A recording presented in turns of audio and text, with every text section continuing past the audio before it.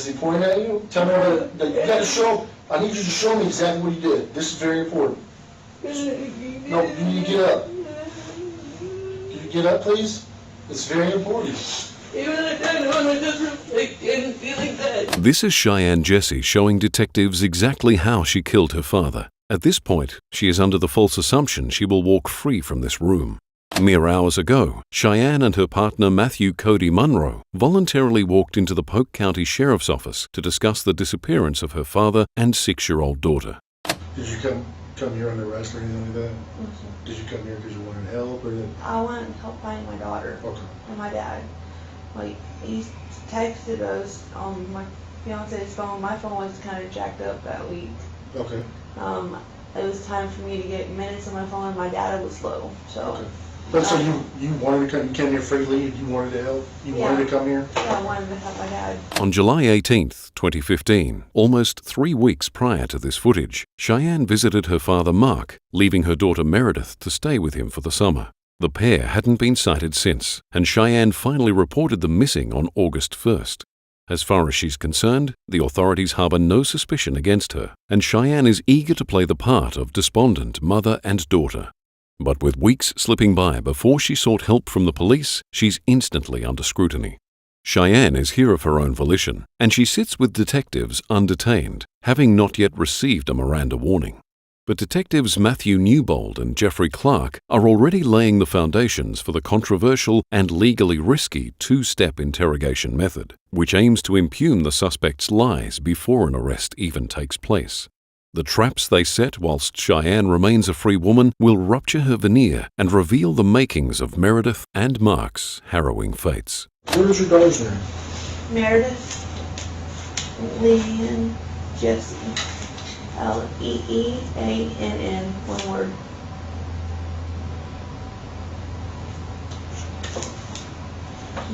And she's 6? Yes, sir.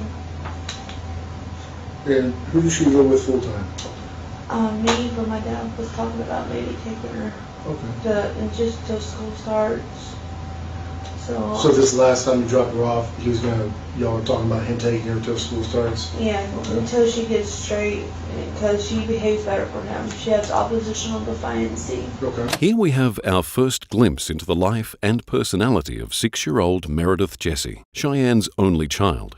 Meredith was diagnosed with oppositional defiant disorder at a very young age, a condition characterized by consistent, uncooperative, and often hostile behavior towards authority figures. It seems that Meredith viewed her grandfather, Mark, as less of a looming authority figure than her mother, Cheyanne. Of course, Meredith and Mark aren't present to ratify such a claim, and the way Cheyanne presents her family will reveal far more about her own character than theirs. Basically, where she has the word problem. Okay. She's actually said that the police can't touch her. And I said, yeah, they can. They're pretty powerful people. Have you called the police on her before? No, I haven't called the police on her before, but I've had her Baker acted. I'm sorry? Baker acted. Okay, Baker acted? Yeah. What Cheyanne is referring to here is Florida's Mental Health Act of 1971, a law more commonly known as the Baker Act. This allows for involuntary admission into psychiatric care if certain violent or suicidal signs of mental illness are displayed. As Meredith's legal guardian, Cheyanne's consent is all that's needed to have her daughter committed. So she got Baker acted when she went to the doctor and they determined that, or... Yeah, she said that I've seen this before and we don't get a handle on it now, and she's seen some pretty worst scenarios. Okay. And that she goes, it's a chemical imbalance also in the brain. Is it, did they say that's hereditary or anything like that? Or? Okay. Yeah, with her dad having it and my mom having it, and then my grandma has it and some of my siblings have it. It's interesting to note that while listing such an extensive family history of mental illness, Cheyanne doesn't mention her own. At 8 years old, she was diagnosed with bipolar disorder, a remarkably young age for such a diagnosis, and family members recall violent outbursts such as her strangling another child during an argument. This isn't to say that those with mental health conditions are compelled to commit violent crimes.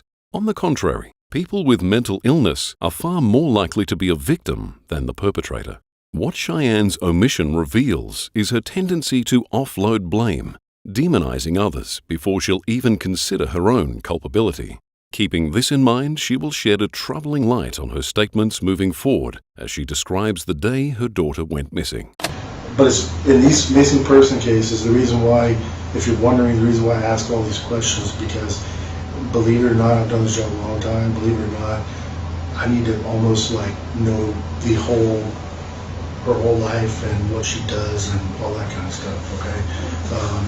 So that's why we ask all these questions. So if she was supposed to go to the doctor on the 20th, do you know if she went? I know I don't. They called me and I let them know that my dad was supposed to take her and everything. When did they call you? That day that she wasn't there. Okay. So they called after they apparently didn't show up? Yeah, and I tried calling my dad, and it's like, when I call him, his phone's turned off. Okay. So, and I know whenever he gets mad at me, he turns the phone off. That day specifically, do you remember they left your message? Do you remember about how long it was until you called your dad? No sir, I don't remember. Okay. And did you leave a voicemail for him? No, I don't like leaving voicemails. Okay. I don't like his voicemail. It says, leave me a number. Okay, you ring my phone, ring my number, got my phone, leave me a message or leave me alone. That's what your dad's voicemail says? Yeah. How many times did you try calling him? They had called him once, and then I don't remember exactly how many times I tried calling him over the past couple of days. I mean, that day, whenever because he was supposed to take your daughter to the doctor, right? Yeah. And they're calling saying, hey, basically, they haven't shown up, or is someone bringing her to the doctor? So did you try calling your dad just once? Yeah. Just one time? And it went to voicemail? Straight voicemail? Yes. Cheyanne's attempts to follow up on her daughter's absence are unenthusiastic at best. She wasn't concerned enough to notice when the doctor's office called her to even estimate how long before she could call back, and she gave up on reaching her father after calling just once. She seems more preoccupied with complaining about Mark and how he ignores her calls when they argue about how to care for Meredith. For Cheyanne, this is an opportunity to vent her frustration, to let others in on the tension within her family. But for the detectives, these are seeds that could have sprouted motive.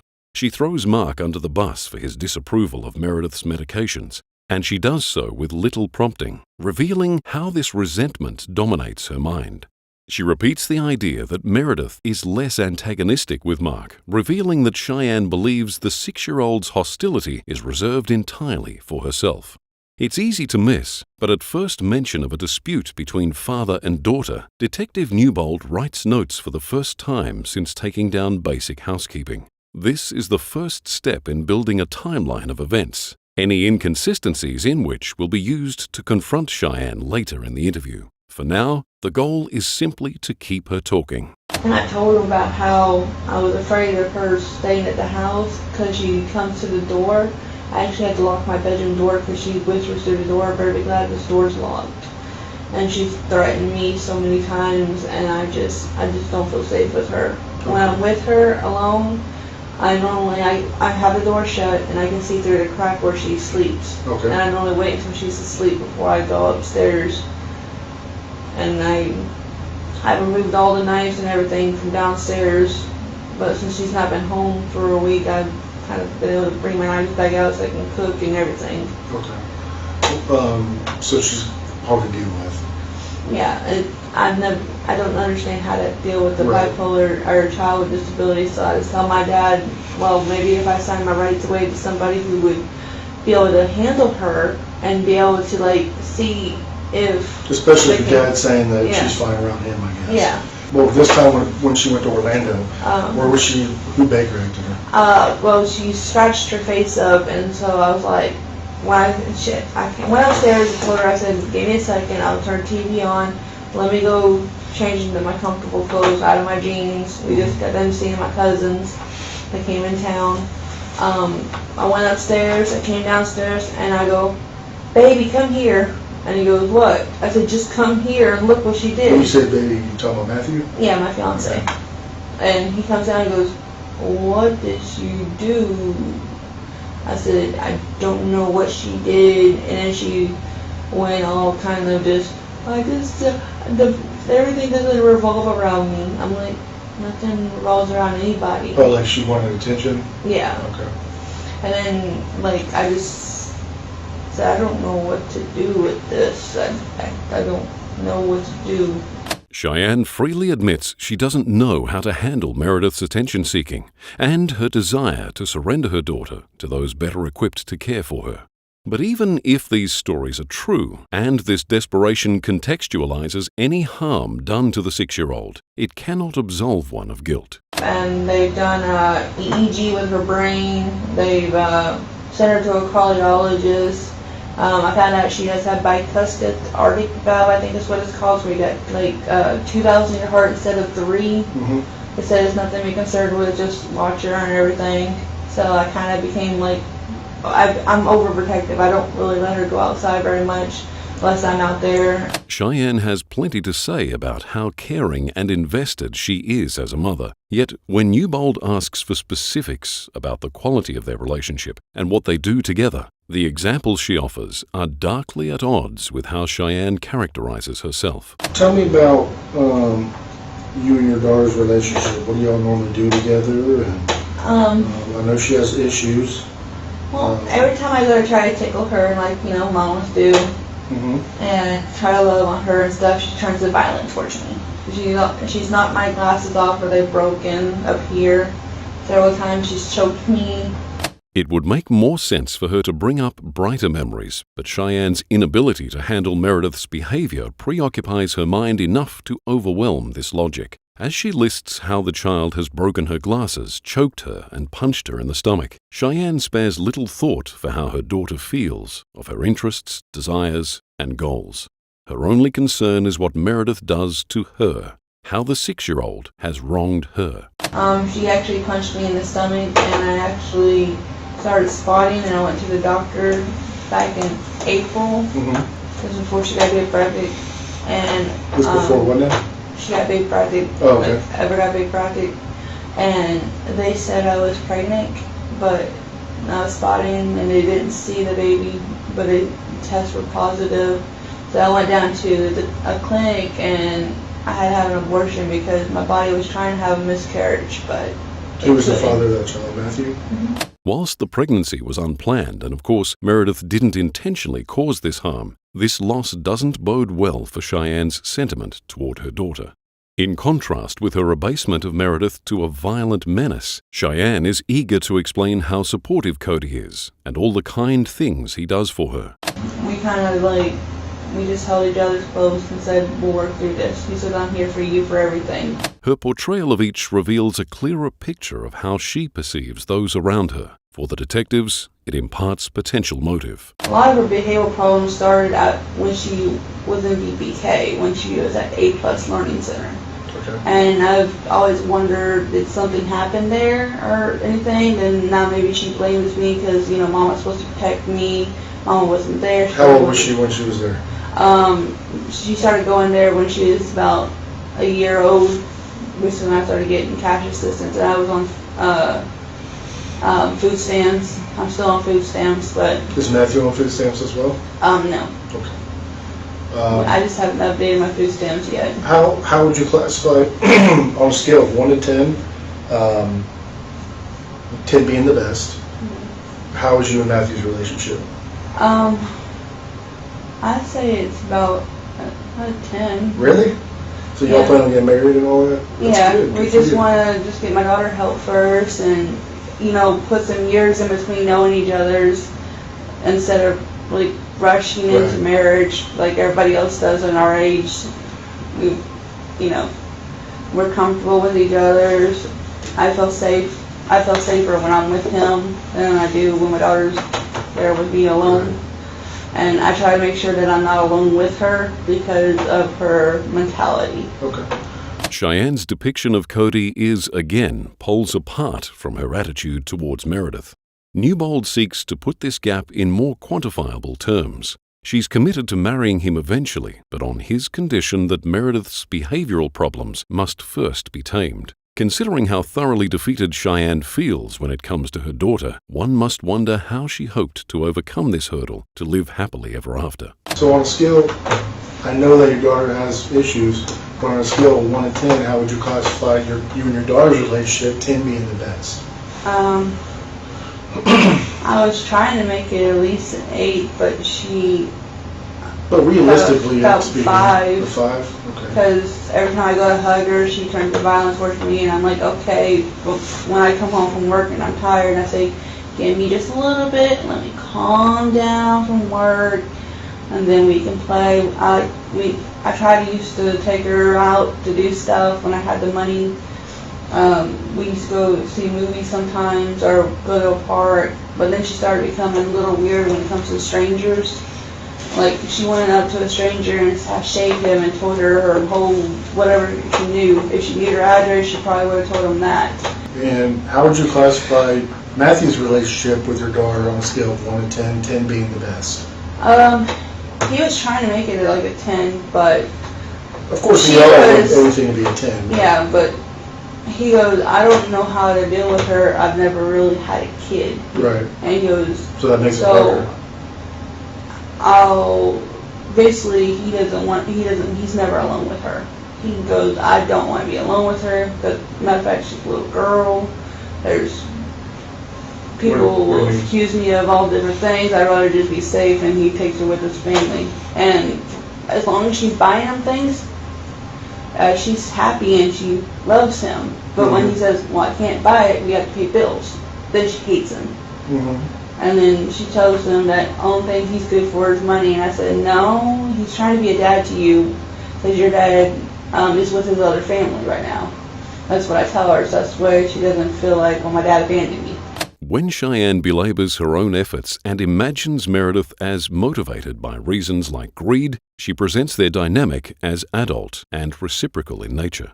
Cheyanne is a martyr who has been wronged, and assuming malice behind her daughter's behavior allows her to feel comfortable with any enmity she herself feels. It's much easier to hate a spiteful materialistic figure than to confront the uncomfortable reality that behavioral disorders are complex, often leading to irrational behavior that can't easily be categorized as good or bad. For mine and her relationship, we seem to be like almost at a 9. When me and my daughter. Okay. When she's with my dad. Okay. Because like my dad Grandpa came into some money, and then he had some money stashed up, so he can buy her what she wants when she wants, and she listens to his theory. She thinks all adults are stupid but Grandpa. Okay. Did she tell you that? Yeah. She's actually told me I'm So do you think that, having said that, do you think it's better for you and your relationship with Matthew if she's with your dad full time? We've actually been able to focus on our relationship instead of constantly looking over our shoulder. What's she going to do next? What's she going to destroy?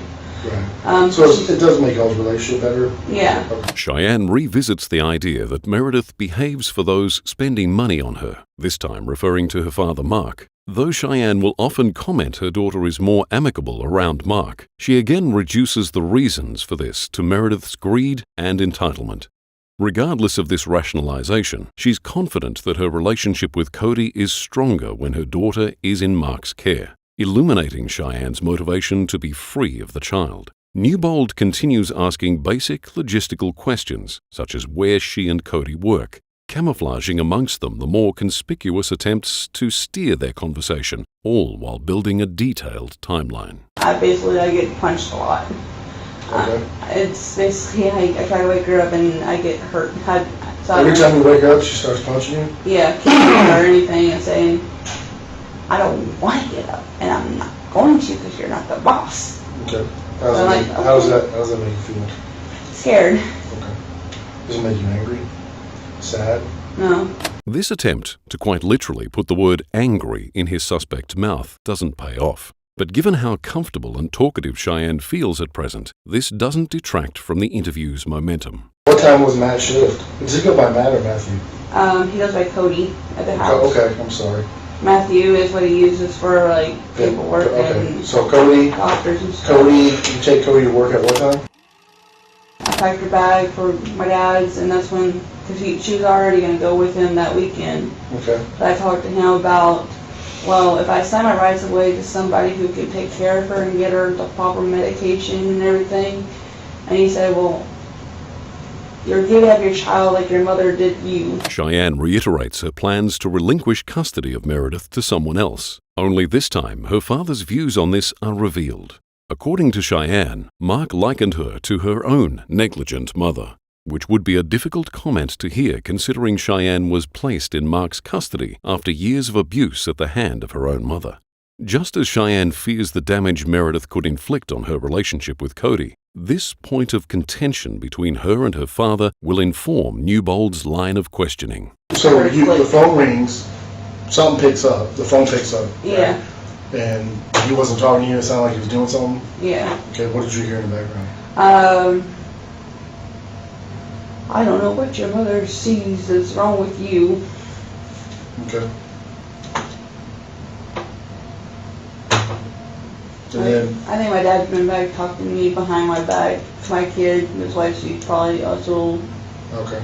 Cheyanne not only gives the detectives motive on a silver platter by using this interrogation to vent about her father, but unbeknownst to her, police will soon discover that the pair were already dead by this time, and a phone call impossible. On the 20th of July, 2015, Cody received a text message from Mark's phone stating that he would be leaving Florida, never to return, and that he had been diagnosed with cancer, with a short time left to live. The reality is that Mark never sent these messages or had any intention to move state. The texts were sent by Cheyanne. In order to further becloud reality, her text also elaborates that Mark would be taking Meredith with him to spend his final days with his granddaughter. So, Wednesday you find out that your dad says he's going to Georgia, he has a year later. Did he say he was taking your baby? Yeah. Okay. But See family is what he said. But we know on the 20th and Monday the 20th and Tuesday the 21st, you drove by there and the cars were there. They're just situated different. So they probably haven't left yet at that point. Yeah. Like, how else would he get there? As Cheyanne weaves the story of her terminal father running off to Georgia, her mentions of specific dates quickly create an opportunity for Newbold to target an inconsistency. If Mark announced his departure on the 20th, yet Cheyanne saw his car had moved on the 21st, he can't have left when Cheyanne claims he did. Catching this oversight doesn't bode well for Cheyanne's ability to track her own testimony, and equally displays the close attention Newbold is paying. This is our first hint of a confrontation, yet it's tempered by filler words and pauses to maintain a tone of inquiry rather than challenge. The detectives need to cover significant ground before they can justify an arrest, so they must keep their suspect comfortable enough to continue talking for now. Cheyanne, in turn, simply plays up her confusion to cover the error. Okay, when you went in the front door, was there anything out of place or anything? It just stunk in there, but everything looked just like it did whenever you guys came over and I filled out that report. Okay, so it stunk in there. What did it smell like? It just smelled like dead rats or dead something. Okay. Did you find out what that smell was? Well, I did find some rats and stuff and I threw them away. You found some rats? Yeah. Okay. But was that the smell? Yeah. Where were they at? They were in the kitchen. You have a rat, your dad has a rat problem in there? Yeah. Has he had it for a while? Yeah. Does he put out rat traps or anything? Yeah, and then we've actually found rat feces right by the water heater, which is the little door that's right behind the dining room set. Okay. And then I found rat feces on the stove. So you identified the smell as the dead rats? Yeah. And you threw them away right then? Or? Yeah. Okay.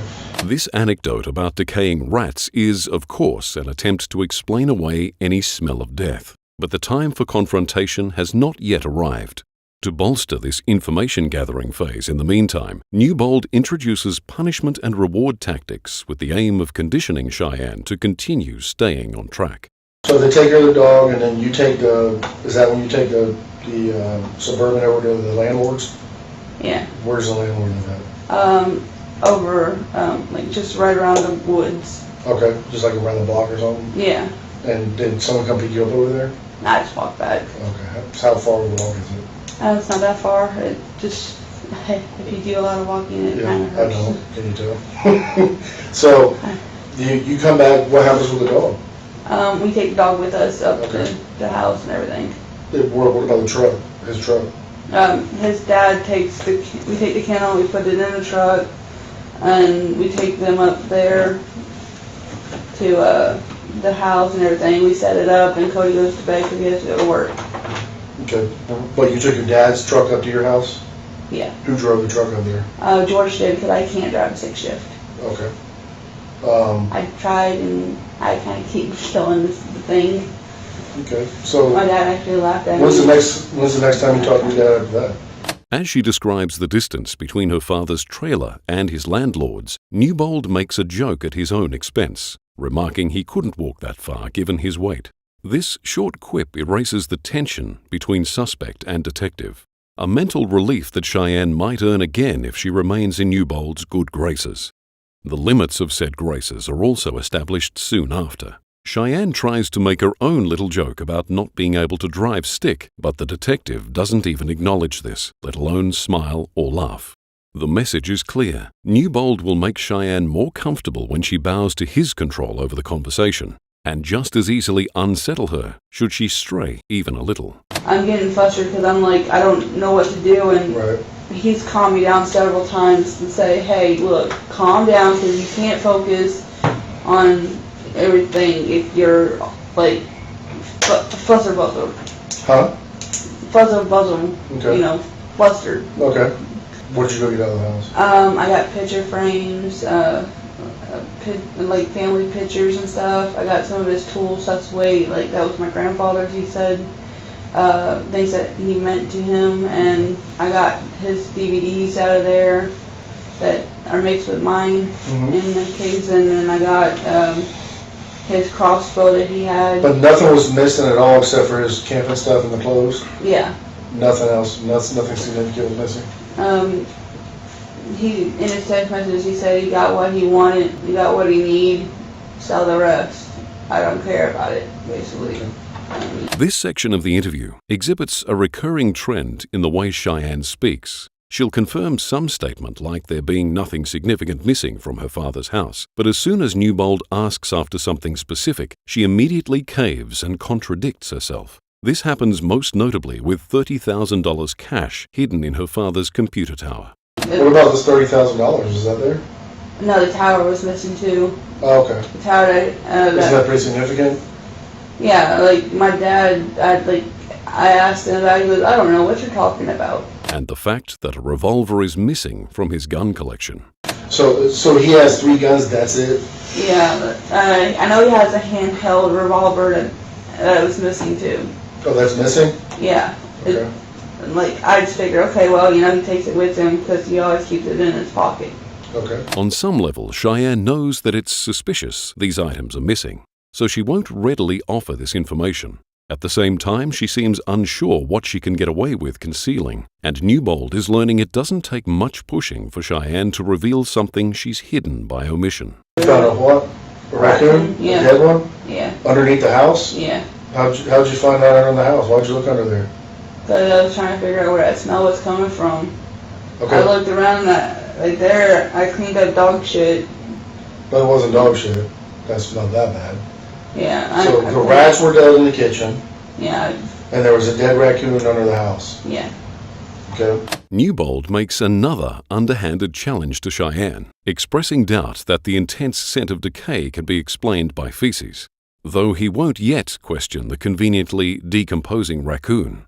This is obviously a more plausible source of the smell, so first he must acutely interrogate and find fault in the logistics of Cheyanne's story. But moving this carcass isn't the only cleaning that begs questioning. Was the house pretty clean though? Did you do any cleaning? No, sir.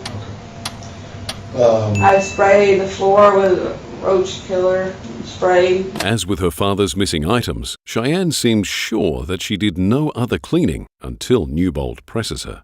Yet even this account of the war she's waged on insects and rotting meat doesn't quite capture the gut-churning scene that police encountered at the trailer. Exhausted cans of air freshener littered the residence, impotent against the overwhelming smell of decaying flesh. Flies swarmed over piles of rodent feces, and dark stains marred the furniture and timber flooring. Cheyanne will try to dismiss each facet of this foul sight, every excuse as nonsensical as her raccoon spiel. Did you notice anything else in the house that didn't look right? I looked around and I could see where my dad looked like he laid blankets out on the couch. The like lay on and stuff. I mean, I sat on the couches and I just still smell a funny smell, and I just wondered. You sat on the couches since your dad left? Yeah. Okay, was the sheets there? Yeah. The sheets draped over her father's couches reveal how crude Cheyanne's facade of innocence truly is. She claims that the blanket has been laid out so her father and daughter could be more comfortable watching TV, somehow believing that this will convince the detectives she can't know anything about the stains hidden underneath. Newbold's need and, indeed, tolerance for her flimsy commentary is dissipating. I look at the news. Everything's the same. Nothing's really changed. Well, besides the fact that his gun's missing. Yeah. And his clothes and his money and his tower. The time for Cheyanne to recover between each confrontation is shrinking from 20 minutes to 8, then 5, then mere seconds. As her comfort diminishes, her anxiety and exhaustion grow. What prompted you to finally call the police? I mean, well, I've checked everything out to see if he really did go up there and found everybody that I've talked to. And I was like, well, I still ain't talked to him, and I'm really freaking concerned. So I went and I looked, and your office was, the state troopers was closed. Mm-hmm. After almost 3 weeks, what prompted her to finally report her father and daughter's disappearance? Lacking a convincing motivation, she rambles about all the obstacles she suffered through before she could contact authorities. So I waited till the morning to try to call you guys because I didn't know what the numbers were. Mm-hmm. And my friend that's friends with Matthew and Cody, his name's Kurt, and he and his wife gave us a number to call you guys. What number? 911? No, not 911, the actual police place. The sheriff's office? Yes, sir. Much like her investigation with her father's bank, Cheyanne tries to distract the detectives with vaguely connected anecdotes, hoping they won't notice she never answered their question. But as this interview has made clear, Newbold and Clark notice far more than Cheyanne realizes. It takes me a while to learn something, but once I learn it, I'm pretty good at it, and I've been a cashier before up in Georgia. Okay. So. At Lowe's? No, up in Georgia. I've worked at Pizza Hut was my first job. My cousin Tara got me. Were you a server? No, I was the person who did the prepping and washing the dishes. Okay. With everyone who works dishes. Right. But now you work with money and you're pretty good. Have you ever been accused of stealing money or getting the count wrong or anything? No, sir. Okay. Cheyanne is apparently gratified by the opportunity to truthfully deny committing a crime. I double count. I double counted the end. I counted once, I counted twice, and I counted to the customer. Okay. Because that's what I taught at Dollar General when I worked there. As a cashier? Yes. Okay. I worked at McDonald's as a cashier too when I was pregnant with my daughter. But do you know how cellular the cell phones work? Do you know how these work? They don't have a plug like a house phone, do they? They don't have like a cord and stuff, right? No, they're wireless. Right. Do you know how the wireless works though? Yeah, it bounces off the satellite, right? Sort of. Have you ever seen those cell towers? Have you ever seen those cell towers? They're tall, they get like things coming off of them. Yeah. That's what your cell phone uses. Okay. Yeah. If you live in an area where you don't get that much signal on your phone, it's like sometimes it doesn't work. Why do you think that is? Because you're in a bad area. And well, what do you mean by bad area? Like maybe there's it's not picking up the frequencies or something like that. Do you think maybe because there's not a tower nearby? Probably. Okay. As he moves toward the topic of how cell phones work, Newbold is building toward direct confrontation. But this would be ineffective if Cheyanne doesn't have the basic knowledge to understand it. His use of phrases like, "Why do you think that?" evoke that of a Socratic teacher. And lacking any idea of where Newbold is going with this, Cheyanne sees nothing to be wary of. This comfort, coupled with an ego boost from her sincere denial of theft, positions her to remain engaged, answering questions with little hesitation. If you were in the middle of the desert and there were no cell phone towers, do you think your cell phone's going to work? No. Okay. So the only way your cell phone works is by cell towers, right? Yeah. Okay. So if you drive from your house, let's say there's a cell tower in your front yard. I'm not saying there is. Okay. Let's say there's a cell tower in your front yard. Do you think your phone is going to be using that cell tower at your house? Yeah. Okay. Do you think if you drive to Plant City and go to Lowe's, do you think your cell phone's going to be using that same tower? No. Because why? There might be another one probably, or... Closer? Yeah. Okay. So... My dad explained it to me. He did? Yeah. Why did you do that? He wanted me to learn.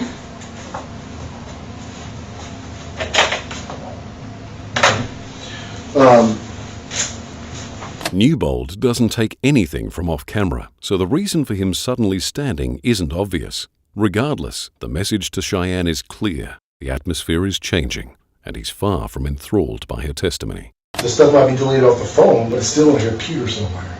You see what I'm saying? Yeah. Like if I text him a bunch of stuff. Yeah, I found that weird that all of his text messages were kind of blank, and I have been, like, Josh said that he's been seeing this guy rides down the road with a bicycle too. What is it? Where? What do you mean? Like, every day there's a guy that rides down the road in a bicycle. Drane Field. Okay, what does that mean? I don't know, I was just thinking that... Well, that guy that you just said has nothing to do with this case. Yeah. Right? Zero. That guy doesn't exist. Though they haven't held the phone records against her as evidence yet, Cheyanne decides she needs to preemptively explain any inconsistencies between the texts and her narrative. She weakly blames malfunctioning technology and a half-formed excuse about a cyclist, but Newbold cuts her off before it can come close to making sense. With his tone evolving from doubtful to dismissive, he pulls no punches in retorting that the cyclist doesn't even exist. So, I was just thinking a different I know, but here's the deal is that, so we're going to be able to see all, even if stuff's deleted off the phone, we're going to be able to see the text messages and everybody called and stuff and whatever. It stays in the computer, okay? Mm-hmm. And this goes back for years, okay? So we'll be able to get some from last week and the week before that and all that stuff. We're also, I'm concerned about a lot of stuff here, Cheyanne, okay? Mm-hmm. And I'm not saying you're a bad person at all. I know you have a very tough life, okay? Having to deal with your daughter and their situations. And do you love your daughter? Yes, sir. Okay. I love her with all my heart. All right. But I know you're having a tough time with that, and it's affecting your relationship, because you said that even with your daughter not there, it's made it better for you and Cody to work on your problems and get better as a unit. So we can handle her. Right. Newbold makes a point to recognize Cheyanne isn't a bad person, essentially affirming the image of a suffering but loving mother that she's constructed. Newbold communicates a perception of Cheyanne that reflects how she views herself, fostering a sense of validation that mitigates the risk that she'll clam up when her actions are brought into question. To this end, he addresses her by name for the first time since the beginning of the interview. This kind of direct address will become more frequent to maintain Cheyanne's attention and investment in the conversation. I don't think that, to be honest with you, I don't think that you found a dead raccoon under the house. Number one, because you already said that you found rats in the house, which I do not believe. Okay? So if you got the rats out, what would make you look, and you said that was what was thinking. Yeah. And you said that the meat had maggots on it and all that stuff. Yeah. But I can tell you that the garbage can does not smell anything like rotten meat was in there. That stuff smells horrible. Horrible. Yeah. I'm going to tell you right now, I cook a lot of stuff in my house. Okay, a lot of meat. That's all, and I eat a lot of food, as you can tell, right? I throw meat and bones in my, you're not supposed to, because if it's not in a bag, they don't like it. But I still do it, okay? I don't follow all the rules and stuff, but I'll throw meat in my garbage can and it rots and all that. So it gets real disgusting, as you know. Mm-hmm. But that smell does not go away. It doesn't just disappear unless you clean it out with bleach and put special perfumes in there and all that stuff. But we had guys out there smell in that garbage can and it didn't smell anything like rotten meat. That would lead me to believe that there was no rotten meat there. I threw it out in there. Okay. That would lead me to believe there's no rotten meat in there. When Cheyanne insists she threw out rotting meat, Newbold barely acknowledges her before repeating his challenge verbatim. From here on, he'll no longer take her at face value, and feebly reciting her lies will earn her nothing but interruption and criticism. Newbold will accost even small lies, as debunking the existence of rotting meat or a dead raccoon forces Cheyanne to confront why she's lied in the first place. Do you think them rats just happened to die there right when your dad left? Do you think your dad's going to be in the house with dead rats with your daughter?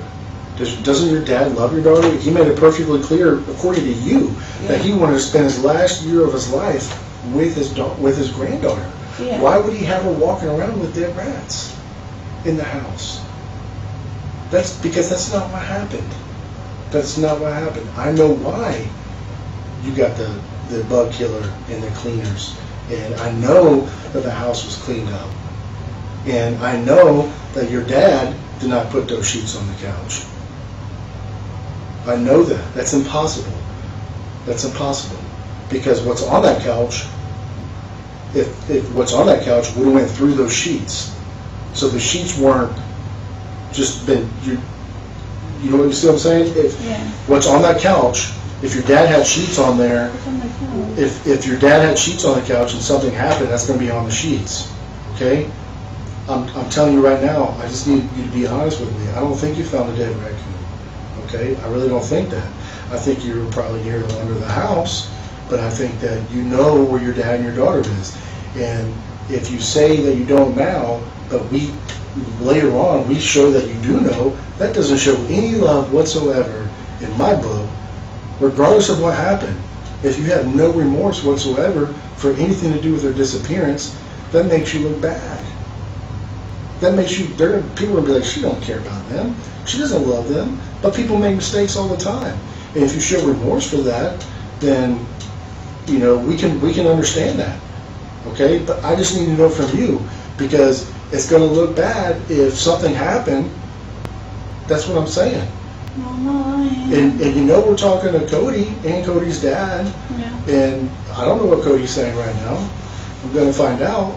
But if he's telling a different story and your stories don't match, then I know you're lying.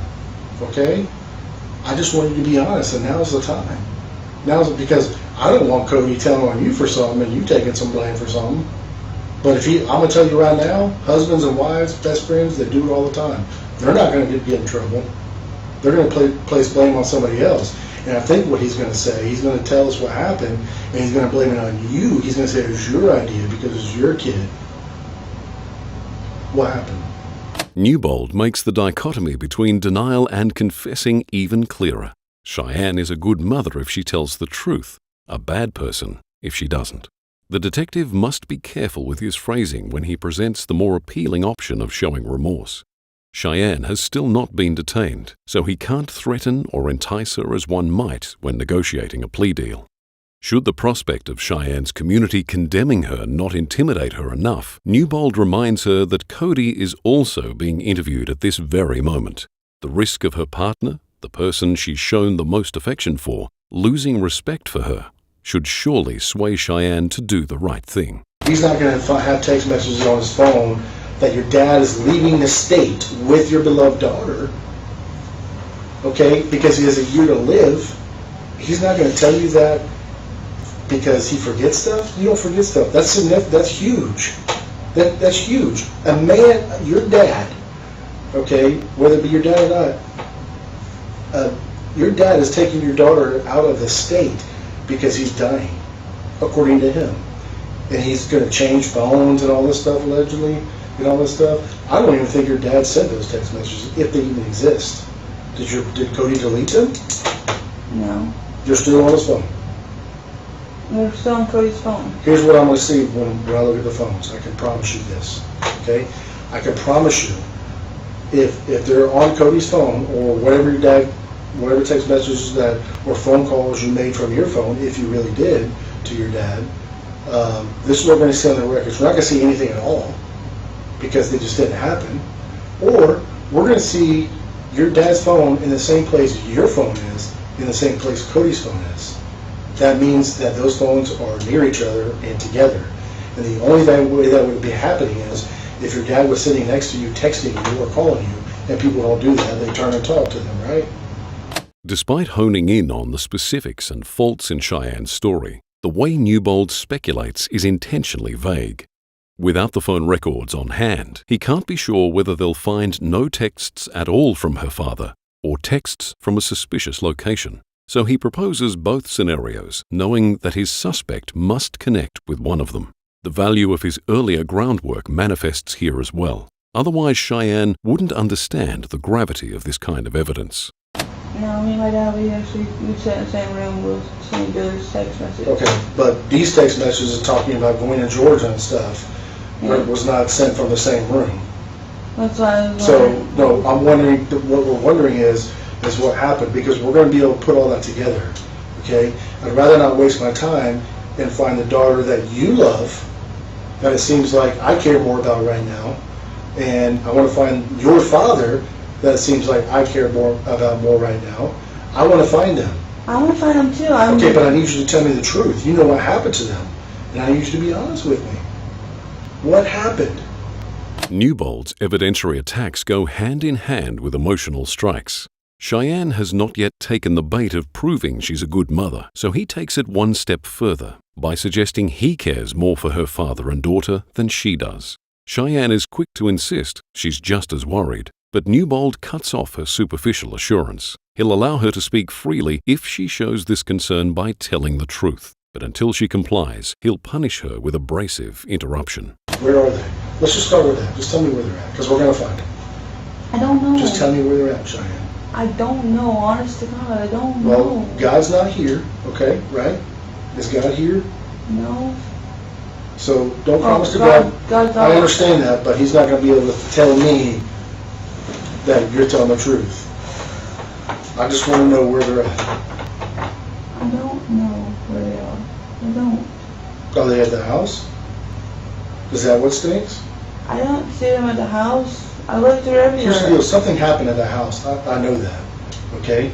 There's blood at the house. There's blood at the house, okay? And I know, you know what happened. I'm trying to find out from you. Did you go in there and find some bad stuff and you were scared and you guys covered it up and did something with them? Just tell me that. Nothing bad happened there and they got up and walked out of there on their own. So, did you go there? I don't remember. You don't remember if something bad happened there? All I know is that everything looks normal. But it's not normal. Okay? The sheets that you guys put on those couches in the love seat is covering up stuff. It's covering up stuff that we saw, that you know how it got there. Okay? So, if you go in and find some bad stuff in the house, I can understand if you're scared and you want to hide stuff. I understand that. Okay? If the alternative question wasn't such an effective tactic, it wouldn't feature in so many interrogations. Newbold submits that maybe Cheyanne simply stumbled upon a gruesome scene, covering what she found out of fear, but notably is not the culprit. Lowering the bar of admission earns him a small concession. Cheyanne says she doesn't remember what happened to her father and daughter, rather than not knowing. It's certainly no confession, but it's a step in the right direction that accommodates a scenario where Cheyanne was involved, even if she doesn't remember. My main concern right now is finding your dad and your daughter. And I don't want to mess with this all night. I just want to find them. Regardless of what happened, I want to find them. Okay? So, it makes you look like a horrible mother and person if you know where they're at, and we can prove that, and you say you don't know. That doesn't make you look like a good mother, a good loving mother that you do anything for your daughter, does it? If it is, then act like it. Don't protect anybody. This is your daughter. She's 6 years old, Cheyanne. She's 6 years old. She might have had some problems. Cheyanne, look at me. Look at me. Where are they at? Move your hand. Sit up. Sit up straight. Because I don't see one tear coming out of you. Okay? I don't see one tear. Cheyanne tries to disengage, burying her face in her hands to create some visual and mental space from this confrontation. But Newbold won't allow her to withdraw, instructing her to look at him, her obedience a promising sign of her willingness to yield to the detective's authority. I don't know where they are. Yes, you do. Cheyanne, we already know enough. We have enough information to know there's parts of your story that aren't true. You got to answer our questions. This stuff we have to know. All right, for your daughter. For your daughter, we need to find her. I don't. You do know. We have enough people in the neighborhood that know that you know.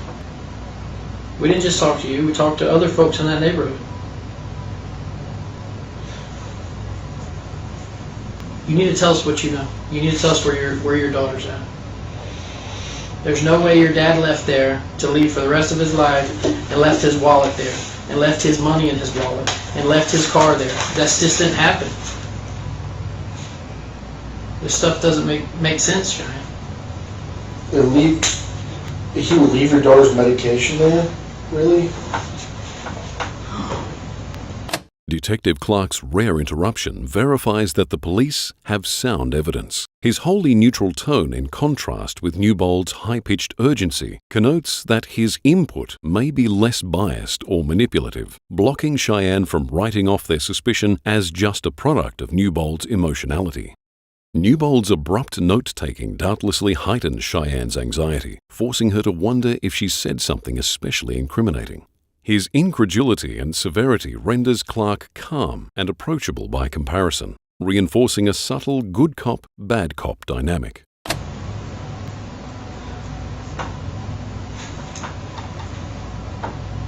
don't remember.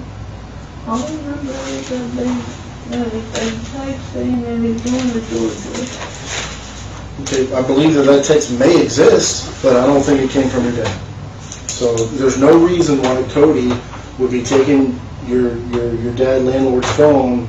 I mean, look at it. Sit up, Cheyanne. Sit up. Okay. You guys, your dad's missing, and your 6-year-old daughter's missing. Okay, and you guys are cleaning up the house, bombing the house, moving cars around, taking this truck, taking your dog. Like, they don't even exist. You know what that tells me? That tells me, and I've done this job a long time, this is not my first case, okay? That tells me that you know where they're at. And you know they're not coming back. Exactly, said he wasn't coming back, so... I know, but that's what the text message said. That's what the text message said, that either you or Cody sent to Cody's phone. Your dad didn't send that text message. Remember the phone records I was telling you about? We have the phone records. Okay? So I know all that stuff you said is not true. It's impossible. So, where are they at? Cheyanne? I really don't know. Yes, you do. Well, what happened to them? I don't know. Do you agree with me that a lot of the stuff you said is not true? Do you agree with me? I'm just going off of what I remember. Okay. I'm not remember. Cheyanne, I want you to sit up. Huh? My mind is... Well, let's take this a little. I want you to sit up and look at me. Please? Can you do that for me? Cheyanne has become too combative to respect Newbold's commands to sit up. In retaliation, he not only moves his chair to cut off her access to the door, but closes the space between them. He penalizes her disobedience by intruding on her personal space, making it difficult for Cheyanne to ignore him and find solace behind her hands. At the risk of shutting her down completely with uncurbed aggression, his words take on a gentler quality when he asks her to sit up for him. This small variation from order to request makes Cheyanne feel as though she's doing Newbold a favor, further associating compliance with relief and defiance with discomfort. Any lies from this point out won't be tolerated by the detectives. Newbold wants to convince her they've already heard and rejected these falsehoods, and that they possess enough evidence to know when she's lying. The goal is to make telling the truth the only way Cheyanne can meaningfully contribute. On a scale of 1 to 10, you guys have a 10 relationship. But on your daughter's scale, you have like a 5. Yeah, I've been trying to work on it, but she doesn't seem like she wants to work on it. Clearly. But where is she at? She's with my dad. Where? I believe she's probably with your dad, possibly. But where are they at? I don't know. Cheyanne. All I know is that the text message said that he was... Forget the text messages, okay? Because I'm telling you, it did not come from your dad. It did not come from some guy riding on the road. It did not using your dad's phone. Not lying. You can say whatever you want, but if you're telling me that you're saying the truth, then I could just tell you that you're not, because we can prove otherwise. So if you're not telling the truth, that means you're trying to hide something. And if you're trying to hide something, I would say that makes you look like a bad mother. I just want to know where they're at. Let's just start there. I don't care what happened to them disappearing. I want to know, let's start where are they at. Let's just start there. I don't know where they are. I don't. Here's what I'm going to do. I'm going to leave this room for a second with Detective Clark with you, and I'm going to go find out if Cody's story matches your story. Okay? Then I'm going to find out if he's told the truth. See what I'm saying? What if he gives me a whole different story? Like he tells us where they're at. Newbold proposes that Cheyanne just start by sharing where to find her father and daughter. His use of the word just trivializes the request, so his suspect might perceive this as safe and uncomplicated information to provide, yet reality is quite the opposite. Of course, it could take many more hours for Cheyanne to warm up to the full truth, so Newbold hastens her along with the warning that he'll soon leave to speak with Cody. This reminder that Cody may disclose problematic information feeds Cheyanne's anxiety, as well as imposing a time limit for her confession. You don't remember where your dad and your daughter is? All I know is that they went to Georgia. They did not go to Georgia. Okay, I know, because you said there's blood in the house. There is. And you know the blood's there. You knew the blood was there when you were at the house. You knew before the police got there. No, I didn't. Yes, you did. Yes, you did. Where are they? I don't know.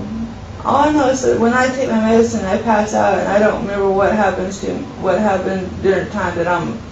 So when did you pass out the last week? I passed out. I've been passing out a lot when I take my medicine. You passed out. I don't believe that. Okay. Newbold's scrutiny has stripped Cheyanne's faith in her original story. She's now scrambling to somehow establish plausible deniability, and does this by blaming her medication. This seems to be an evolution of her switch from outright denial to not remembering things. In Cheyanne's mind, if her explanations and timeline don't make sense, well, that's a side effect of medication, and simply not her fault.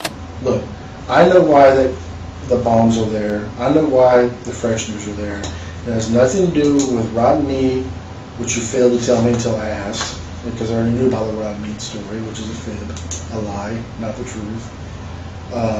It has nothing, those bombs and all that have nothing, zero, to do with meat, dead rats, and a raccoon. You understand me? Yeah. Do you understand? Are we on the same page? And I'm right. I know I'm right. I know I'm right.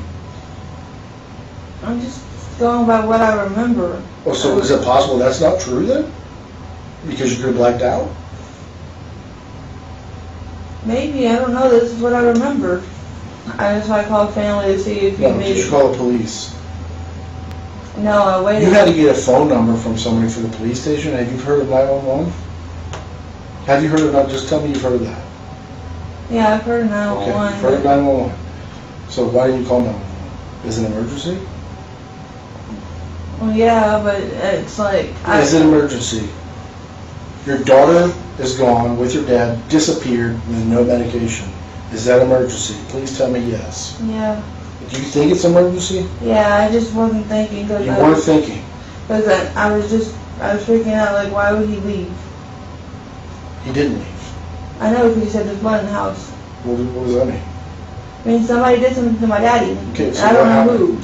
So what happened? Cheyanne will increasingly refer to her father as Daddy to strengthen the impression she's a clueless innocent fretting over the disappearance of her dear papa. But of course, this new persona makes her attitude to informing authorities even more jarring. Her disturbing failure to alert police isn't exactly news to detectives. Yet, where before she was lightly questioned in a clarifying tone, now Newbold will swing back at her lies. Evidence does not lie. They have no reason to lie. Evidence is not a person. Evidence tells you one thing and that's the truth. That's what's great about it. Alright?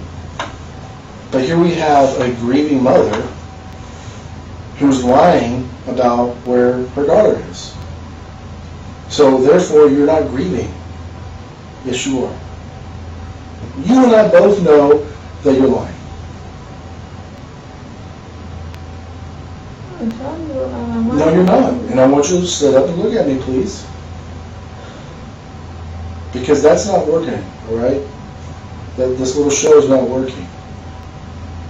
It's not a show. You're not crying. There's not one tear. Your daughter is missing. I tell you, there's blood in the house. She doesn't have her medications, and not one tear is falling from your face. So don't try to make them come out now. But I am crying. I just can't. I'm dehydrated. do you want more water? Yes. Well, drink that out. Just as he chastises her lies, Newbold undermines Cheyanne's dehydration. On every level, from her testimony to her bodily functions, he wants to impress upon his suspect that this little show isn't working. This adds yet another layer of overwhelming, racing thoughts to have, further impairing her ability to evade Newbold's questioning. Did you black out when you found out your daughter didn't go to her doctor's appointment? Yeah.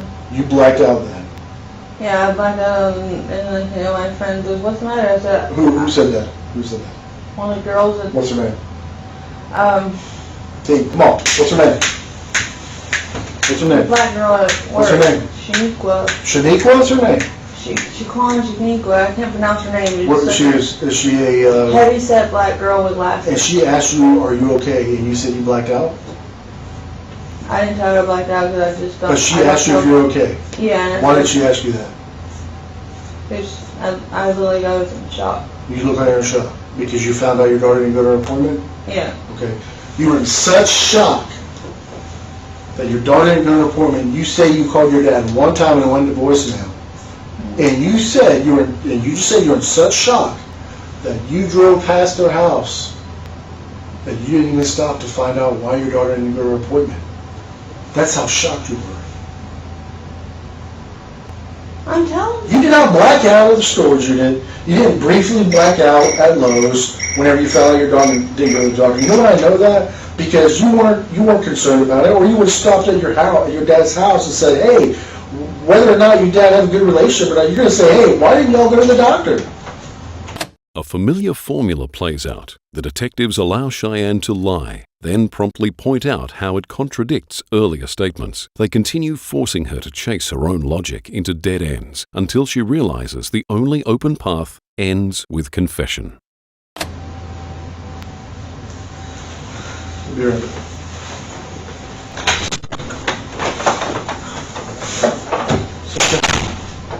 Newbold leaves to confer with his team and learn what Cody has shared. For the past 2.5 hours, Cody has been subject to an equally intense interrogation. Police have sought to understand the extent of both his and Cheyanne's involvement. But as Cody has clarified his movements over the past 2 weeks, it's become apparent that Cheyanne has far more to hide. As Cody's interviewers leave him alone for a while, it seems this fact is becoming clear to him as well, and he decides to divulge what he's realized is crucial information. There was a shovel in the tub. There was a what? A shovel. A shovel? Yeah, you know the flat-headed shovel? Well, it's like a straight concrete with it and stuff. There's a shovel in the tub. Had water in it. That's the rust stain in the tub. I don't know if you illuminated that or whatever.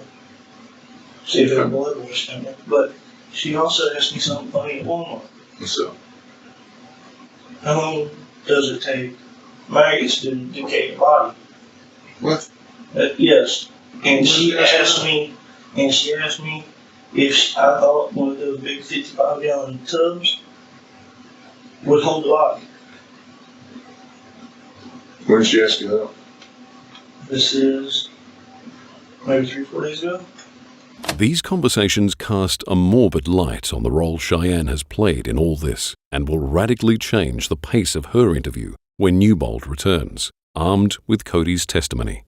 Cheyanne, let me ask you a question.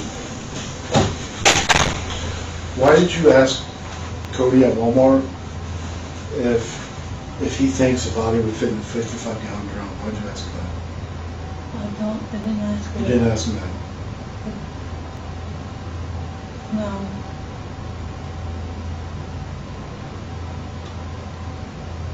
Did you ask him about maggots? No.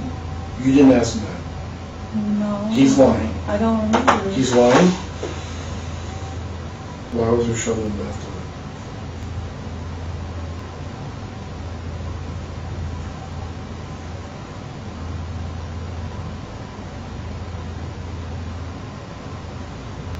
Cheyanne, why was there shovel in the bathtub? This time you get real now. Why was there shovel in the bathtub? I don't know. Did you put it there? Did you put it there? Just tell me why. Why did you put it there? Excuse me. Why did you put it there? I didn't put it there. Yes, you did. I know you did. I just wanted to tell me why. Why is there shovel in the bathtub? There's a shovel outside. There's not a shovel in the bathtub. Is that something? Is it outside now? Yeah, that's where it's been. Why was there a shovel in the bathtub? Don't look over there. Look at me. Why is there a shovel in the bathtub? Newbold notices Cheyanne's every movement, catching and criticizing even the motion of her eyes to the door, imparting that she can't get away with anything under his scrutiny. His voice has become low and quiet, connoting seriousness, but also forcing Cheyanne to listen more closely. He'll need to draw on tactics like this more often to keep her engaged as her weariness and anxiety grows. The first step of this interrogation is over, as the detectives read Cheyanne her Miranda rights and move on to getting a full confession. This man you do not want to lose, right? You even said your dad said you finally got a good man, right? Yeah. So you're proud of that. Yeah. You don't want to lose him, right? No. But he threatened you that you're going to lose him if you don't do something about your daughter, right? So I went and got her help. No, he said you better take care of this situation. You couldn't control it. You couldn't control it. You couldn't.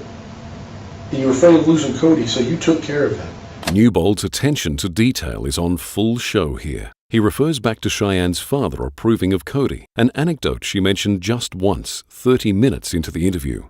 Recalling such a detail strengthens a sense of empathy between detective and suspect and encourages Cheyanne to play along. Her confirmation that she doesn't want to lose Cody now admissible in court. What did you do with him? I don't know where they are. Yes, you do. Yes, you do. When you got there, did it get out of control and your dad came at you or something? You had to defend yourself with your gun? I can understand that. I can understand that. I just can't remember. But what happened? Do you remember all these times that your dad comes at you and hits you and belittles you, but you don't remember that day you dropped your daughter off? No, I don't remember. It's like I became a different person. Like I blacked out. And what happened when you blacked out? You eventually woke up because you cleaned up. So what happened? The alternative question is reintroduced, now from an angle of self-defense rather than concealing someone else's crime. Newbold's framing of a murder in self-defense being an understandable necessity eases her reluctance to confess. Note that Newbold says such murder would be understandable, not permissible. It's worth noting that even if this truly was a case of self-defense, Cheyanne would have to overcome the prosecution's evidence to prove this in court. She'd also still be subject to charges of evidence tampering and abuse of a corpse. But Cheyanne is likely ignorant to these complexities, and all that she registers is the idea that confession might be safe. And it may have been because you're mad, your dad came at you and stuff went wrong. Okay? I can understand all that, but we still need to find them. Isn't that important? Isn't that important? All I want to know from you, Cheyanne, is where are they? You do know. I don't remember. Okay, but what happened when you got there? Did your dad get mad at you and come at you? Yes. Okay, so what did you do in return? You said you have to defend yourself. What did you do? I hit him. With what? My hand, and I punched him. And then what? He got pissed at me and I was on the floor and I don't remember. And then you killed him. In self-defense. Did you kill him in self-defense or did you do it because you hate him? I don't remember. That's Yes, you do. You did it in self-defense, right? Newbold nods along as Cheyanne participates in an easy back and forth, rewarding her straightforward answers. This comes to a sharp halt as he adds the crucial question, making Cheyanne freeze in alarm. Newbold throws up his arms in concession, adding "in self-defense" to lessen the blow. This emotional roller coaster rapidly washes over Cheyanne, leaving no space to resist the redirection from whether she killed her father to why she killed him. My dad. This is a grown man. Can you beat your dad up? No. Okay, so you're a girl, right? Just tell me what happened. My dad is really strong. I know. So tell me what you had to do. Tell me what you had to do. What did you have to do? I don't know. I blacked out. But when you came to, what was going on? Where were you? I was in my car. And what happened at the house? I remember What did you do to your dad? Where did you take your dad? I don't even know. Is he under the house? No. Is he under the house? No, sir. Where's he at then? I don't know. Is he in the woods? Where's your your daughter at? I don't know. What did you do with her? Did you hide her? I remember my dad pushed my daughter really hard away from me because she was trying to break him up and what hurting happened? me. What happened when he pushed your daughter? Where'd she fly into? She fell into the knife that he always carries. She fell into the knife? Yeah. He had a knife in his hand? Yeah. And did that hurt her? I don't know. I don't remember. Well, she fell into, like, where did it hit her at? In her neck. The knife hit her in her neck? Okay, and then... I don't know if it went like by her neck or what. Did you see blood? I don't remember that. I don't remember. I just remember I blacked out. Newbold appeals to Cheyanne's self-victimization, acknowledging that her father, being a male and larger than her, could pose a real threat to her. The opportunity to lay blame on him has become too enticing to pass up, and she seizes the alternative question. Though she's cautious and dips in and out of soothing denial, Newbold persists with questions and her memory conveniently broadens. Okay, so what happened when you got there? Did he come at you with a knife? Yeah. And then what did you do? I kicked him in his balls and then he got pissed off even more and I wound up on the floor and Lucky was just looking at me and I looked at my dog like, come and help me, Lucky, help. Where was Lucky at? He was cowering in the kitchen. Was he in a cage or? Now Lucky can't really hear all that well. My daughter stuck her fingers in her ears and now she's deaf. She's deaf? Yeah, because my daughter kept shoving her fingers in her ears. And so Lucky won't come help you, so what'd you have to do? all I remember is that he came this way with this and then I pushed it away and my daughter was... Say that again? He came at me like this. With a knife? Yeah, like, and I pushed it away. Like, he had this on and pushed it this way, and then my daughter was coming this way, and that's all I remember is you pushing her away. But he had a knife in his hand? Yes. Okay. And then, did you see blood on your daughter? I don't remember that. I don't remember that at all. Okay. So how did you get your dad off you? I mean, how did it end? I don't remember that. Cheyanne, if you're saying it's self-defense, then I would like to know what happened, okay? If you're saying he's attacking you, you can do whatever you need to do to save your life. That's okay. I need to know that because I don't believe you blacked out. Newbold is no longer limited to bluntly insisting that she does remember. Now he can put forth the argument that if killing was in self-defense, she doesn't have to fear sharing her whole story.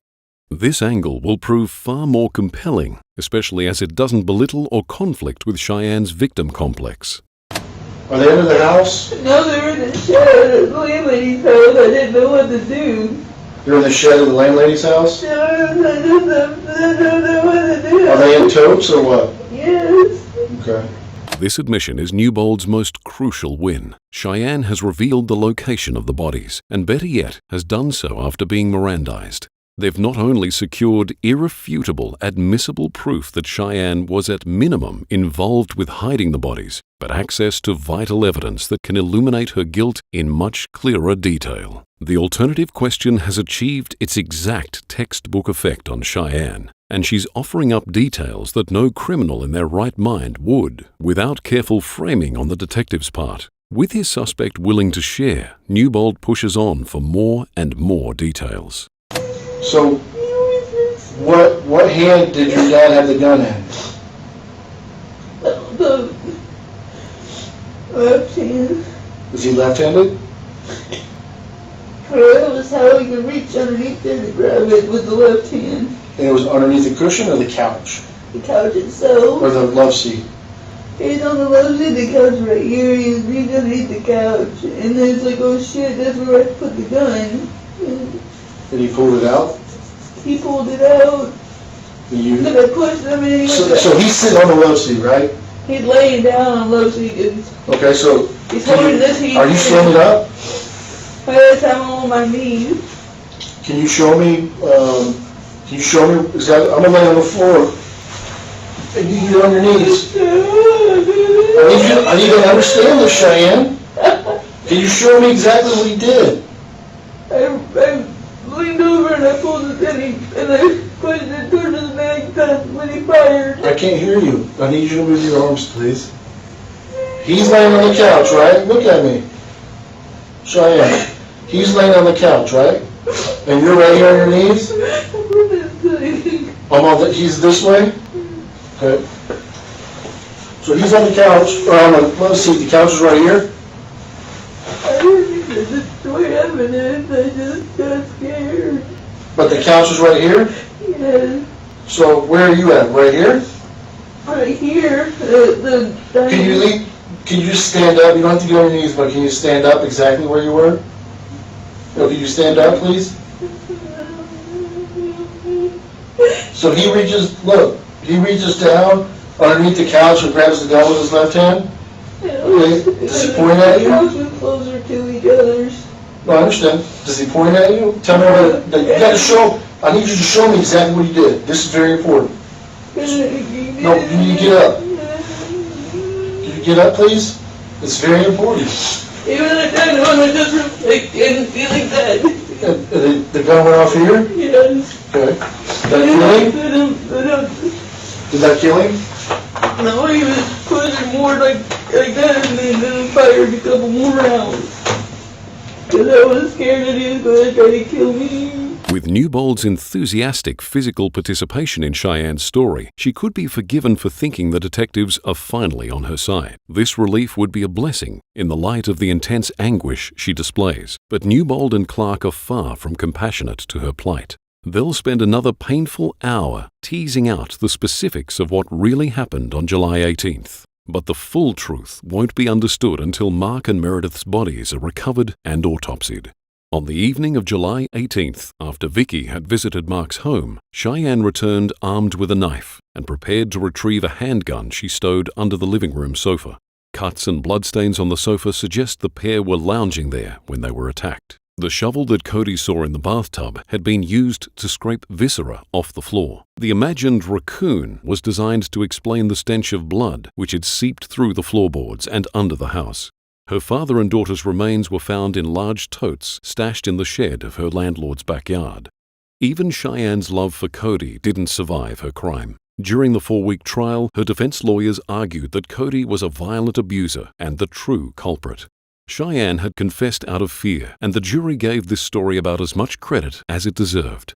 After just 85 minutes of deliberation, she was found guilty on 2 counts of first-degree murder. Jurors recommended the death penalty, but in February of 2021, Circuit Judge Jalal Harb sentenced her to life in prison without the possibility of parole. In June 2022, she filed to have the sentence reduced, which was denied 2 weeks later.